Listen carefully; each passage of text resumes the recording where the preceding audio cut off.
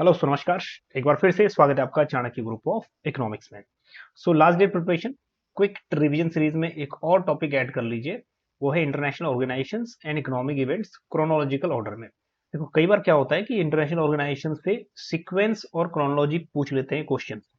इस टाइप से क्वेश्चन बनता है बेसिकली, और बहुत कम चांसेस है यहाँ से कि डायरेक्ट क्वेश्चन पूछे कि ट्रीटी ऑफ रोम कब आया था या यूरोजोन का टाइमिंग क्या है, बहुत कम है।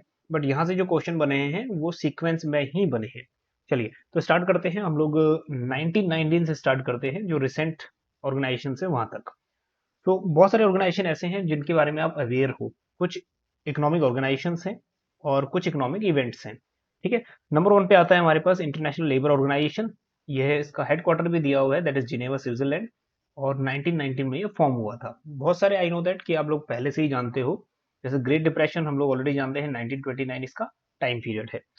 Next, Bank of International Settlements, Basel में इसका, बेजल स्विट्जरलैंड में इसका हेडक्वार्टर है। और बेजल नॉर्म्स अभी 3 जो चल रहा है, बेजल नॉर्म्स के हिसाब से कई बार क्वेश्चन भी बनते हैं। ठीक है, 1930 इसका एस्टेब्लिशमेंट डेट है।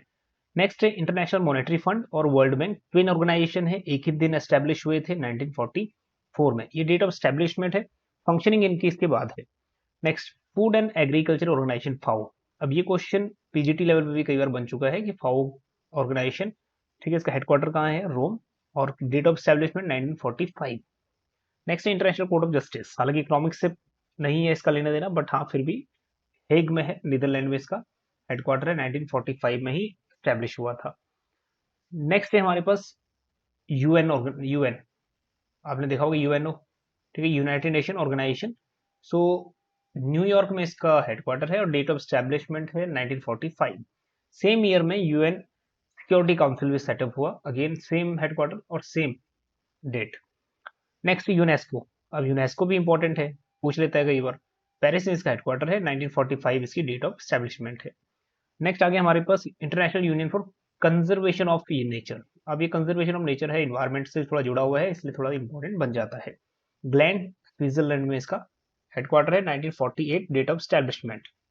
ठीक है, नेक्स्ट आपका council of Europe, Strasberg France में इसका हेडक्वार्टर है और 1945 में डेट ऑफ स्टैब्लिशमेंट। ठीक है, उसी साल जिस साल आरबीआई नेशनलाइज हुआ था। नेक्स्ट आगे बढ़ते हैं, 1951 से लेके 1961 तक देखते हैं। नेक्स्ट आया इंटरनेशनल ऑर्गेनाइजेशन फॉर माइग्रेशन। ठीक है, जिनेवा में हेडक्वार्टर है और 1951। ठीक है, 1951 प्लानिंग कमीशन, यहीं से फर्स्ट 5 ईयर प्लान शुरू हुआ। Next, international atomic energy agency, Vienna Austria में इसका हेडक्वार्टर है और 1957। ट्रीटी ऑफ रोम जो क्वेश्चन पूछा जा चुका था इस बार जून में, 1957 में सेटअप हुआ। Next, European free trade association, ये सब इंपॉर्टेंट है। European free trade association Geneva में इसका हेडक्वार्टर है, नेक्स्ट 1960 में सेटअप हुआ। ठीक है, याद रहेगा। OPEC countries, that is Organisation of the Petroleum Exporting Countries, OPEC, Iran, Iraq, Kuwait. तो वियना में इसका हेडक्वार्टर है ऑस्ट्रिया में, और 1960 में इसका फॉर्मेशन हुआ था। तो ये भी इंपॉर्टेंट है, ओपेक कंट्रीज से हम लोगों का ज्यादा इंपोर्ट होता है ऑयल का। चलिए, कुछ ऑर्गेनाइजेशन जो 1961 से 1970 तक सेटअप हुए थे। नंबर वन आता है उसमें Organisation for Economic Cooperation and Development, हाँ जी, पेरिस में है और 1961 में सेटअप हुआ था। ठीक, amnesty international developed in London, headquarter London है और 1961 इसका भी सेम डेट है। अब देखो ये इंपॉर्टेंट है, बहुत बार पूछ चुका है, यूएनडीपी न्यूयॉर्क में और 1965 में डेट ऑफ स्टैब्लिशमेंट, बल्कि यूएन जो सेटअप हुआ था 1945 में। ठीक है, तो डेट्स याद रखिएगा। नेक्स्ट आपका Asian development bank, PGT level के एग्जाम है चाहे यूजीसी का एग्जाम है, ये क्वेश्चन बहुत बार पूछ चुका है कि एशियन डेवलपमेंट बैंक का हेडक्वार्टर कहाँ पे है। ठीक है, मनीला इसका एक हेडक्वार्टर है, बट कौन सी जगह में है ये देख लो, मंडेलू योंग, फिलीपींस में। ठीक, तो कई बार मनीला हम लोग यूज कर लेते हैं, बट ये जगह यूजीसी यूजीसी में नहीं, पीछे एग्जाम हुए थे उसमें भी ये आया था कि एशियन डेवलपमेंट बैंक का हेडक्वार्टर कहाँ, कौन सी जगह पे है, तो जगह है ये वाली। ठीक, आगे बढ़ते हैं। 1966 में इसका date of establishment. Next, United Nation Industrial Development Organisation, Vienna में हेडक्वार्टर है, 1966 डेट याद रखिएगा। नेक्स्ट आया एशियन, हाँ जी, Association of South East Asian Nations, ASEAN, ठीक है, अब इसमें क्वेश्चन बन चुका है, ऑलरेडी पूछ चुका है कि India is not part of which organisation. ठीक, एशियन का इंडिया पार्ट नहीं है, 10 कंट्रीज हैं और इंडिया उसका पार्ट नहीं है। जकार्ता इंडोनेशिया में इसका हेडक्वार्टर है, 1967 में डेट ऑफ स्टैब्लिशमेंट। नेक्स्ट 71 से लेके 80 तक देख लेते हैं, बहुत कम है। यहाँ है United Nation World Tourism Organisation, हाँ जी, मैड्रिड स्पेन में, establishment 1974। Next International Energy Agency, energy इसलिए ऐड किया है क्योंकि ये इन्वायरमेंट से रिलेटेड है और इन्वायरमेंट को अभी बहुत बहुत एक पावरफुल टॉपिक है आज की डेट में इन्वायरमेंट। तो इन्वायरमेंट से क्वेश्चन आएंगे ही आएंगे, क्योंकि G20 का भी मेन कंसर्न ये इन्वायरमेंट रहा था, जो लाइफ वाला कॉन्सेप्ट था, लिविंग स्टाइल फॉर इन्वायरमेंट। ठीक, तो यहाँ से क्वेश्चन बनेंगे ही बनेंगे आपके यूजीसी में। तो ये इन्वायरमेंट से रिलेटेड जितने समिट्स हैं और जितने भी इन्वायरमेंट से रिलेटेड, वो COP28 भी पढ़ लेना आराम से। ठीक है, COP26 से तो ऑलरेडी क्वेश्चन आ चुका है। चलिए नेक्स्ट, पेरिस में इसका हेडक्वार्टर है 1974 में, date of establishment. Next International Fund for Agricultural Development, हाँ जी, रोम इटली में इसका हेडक्वार्टर है, 1977। चलिए नेक्स्ट है 1980 टू 90 के बीच में। एक तो हो गया Gulf Corporation Council, Riyadh Saudi Arabia, 1981। Next one is most important SAARC countries, South Asian Association for Regional Corporation, SAARC. ठीक है, अब ये सार्क का कई बार पूछ चुका है कि where is headquarter of SAARC. Kathmandu Nepal में हेडक्वार्टर है, 1985 में ये सेटअप हुआ था।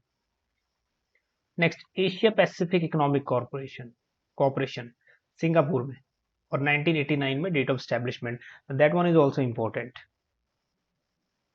चलिए नेक्स्ट 91 से लेकर 2000 तक देख लीजिए। European Bank of Reconstruction Development setup हुआ लंदन में और 1991 में, और NEP हमारे पास न्यू इकोनॉमिक पॉलिसी भी 1991 में आया था। ठीक है, LPG policy. Next BIMSTEC, Bay of Bengal Initiative for Multi Sectoral Technical and Economic Corporation, 1997। ठीक है, बंगाल में, दैट इज बांग्लादेश में, ढाका में इसका हेडक्वार्टर है। Next the Asian financial crisis. ठीक है, एशियन फाइनेंशियल क्राइसिस, ये क्राइसिस इंपॉर्टेंट है क्योंकि पीछे यही क्वेश्चन बना था। ठीक है, इकोनॉमिक क्राइसिस का, एशियन फाइनेंशियल क्राइसिस, ठीक है, जिसको हम एशियन कंटिंजेंट बोलते हैं। तो ये 97 से लेकर 98 तक रहा था। और यूरोजोन, जो अभी क्वेश्चन पूछा था, यूरोजोन 1999। ठीक है, और 2000 से उसका 2000 उसका जो प्रचलन है वो शुरू हुआ था। हालांकि 1999 डेट ऑफ सेटअप, मतलब एक जब यूरो करेंसी आ चुकी थी। चलिए next G20 summit, that one is important. इसका कोई भी कहीं भी हेडक्वार्टर तो नहीं है, बट हर साल इसको कंट्रीज अलग अलग होस्ट करती हैं। 2023 में इंडिया ने होस्ट किया था। ठीक, नेक्स्ट 26 सितंबर 1999 इसका डेट ऑफ स्टैब्लिशमेंट है। नेक्स्ट 2000 से लेके अब तक जो है वो देख लीजिए बस। South Asian free trade area, ये भी क्वेश्चन पीछे बना था अभी, है ना, साफ्ता। सो इसका भी जनवरी 6, 2004। नेक्स्ट है ग्लोबल फाइनेंशियल क्राइसिस, हाँ जी, ये क्वेश्चन बना, ग्लोबल फाइनेंशियल क्राइसिस 2007, ये तो रिसेंट 2007-8 की बात है। ग्रेट क्रेडिट क्रंच, इसी फाइनेंशियल क्राइसिस का इंपैक्ट पड़ा, क्रेडिट क्रंच, जो लोन लेने के लिए पैसा नहीं था, ये क्रेडिट शॉर्टेज थी, ये भी 2007-8 इसी से जुड़ा हुआ है लगभग। नेक्स्ट है यूरोजोन क्राइसिस, अब इसमें भी एक क्राइसिस है, यूरोजोन क्राइसिस। ठीक है, यूरोजोन जब यूरो सेटअप हुआ था 1999, और इस पर क्राइसिस आए 2009 से लेकर 2010 के बीच में। ठीक है, नेक्स्ट हमारे पास न्यू डेवलपमेंट बैंक। अब ये क्वेश्चन बन चुका है कि एक ब्रिक्स ने, जो ब्रिक्स कंट्रीज है 5, इन्होंने एक कॉमन बैंक बनाया अपने मेंबर नेशन के लिए, न्यू डेवलपमेंट बैंक। ठीक है, संघाई चाइना में इसका हेडक्वार्टर रखा गया है, 2015 में ये सेटअप हुआ था। तो ब्रिक्स से वैसे फ्रिक्वेंट क्वेश्चन तो नहीं आता, बट न्यू डेवलपमेंट बैंक का, ठीक है, जो चेयरमैन है वो कौन है, या फिर जो हेड है वो कौन है, पर ये देख लीजिएगा। तो ये वाला जो टॉपिक था बिल्कुल शॉर्ट एंड क्लियर था कि यहाँ से क्वेश्चन इस टाइप के बनेंगे अपकमिंग एग्जाम में। अब नेक्स्ट टॉपिक में कुछ एक रैंडम टॉपिक लेंगे, ठीक है, और जिसको हम लोग या तो सीक्वेंस में या क्रोनोलॉजी में डिस्कस करेंगे। चलिए अपनी तैयारी पीक पर रखिए, क्योंकि CBT बेस्ड है तो क्वेश्चन भी आपको स्ट्रॉन्ग मिलेंगे ही वहां पे। ठीक है, कॉन्सेप्ट के अलावा कुछ कुछ आपको फैक्चुअल क्वेश्चन मिलेंगे इस टाइप के। तो फैक्चुअल क्वेश्चन तो आप 100% कर ही सकते हो, अगर हमारे पास थोड़ा हमें नॉलेज है कॉन्सेप्ट, मतलब फैक्ट की। चलिए मिलते हैं आपको नेक्स्ट सेशन में, बने रहिएगा चाणक्य ग्रुप ऑफ इकोनॉमिक्स के साथ। Thank you so much.